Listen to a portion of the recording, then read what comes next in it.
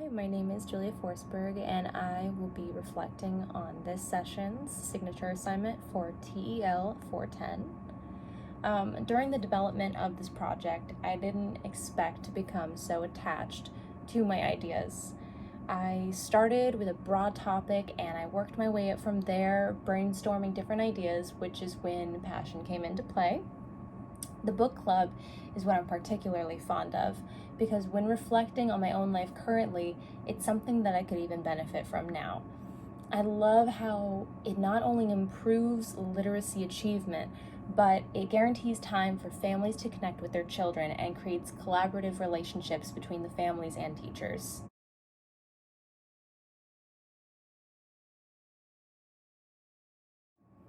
For my next steps, I would ideally like to share my innovations with other educators once I'm in the field myself so I could get feedback on my plan. What I struggled with particularly was trying to find a balance between a challenging project that would also be realistic. My assumption is that some educators might not be receptive to my ideas for change and discourage me from continuing on my path.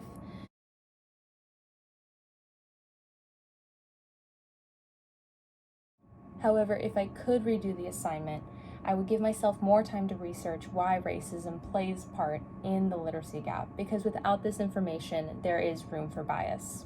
My biggest takeaway was the same topic as well, because it was something I hadn't considered before when thinking about the social mobility gap. As I'm a white middle class woman, I automatically have a privilege that for a long time I didn't see.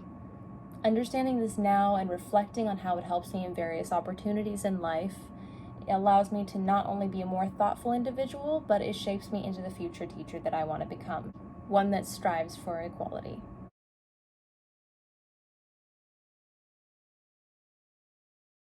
Additionally, the process of creating this plan has taught me a greater skill, which is how to identify and solve a problem. As a special education teacher, my students' individual needs will vary, and sometimes their individualized education plan or learning methods might need some tweaking in order to foster the best learning environment for them. Coming up with possible solutions that I can then share with other educators for further brainstorming will help immensely in order to make a difference for my students' lives and even in my community.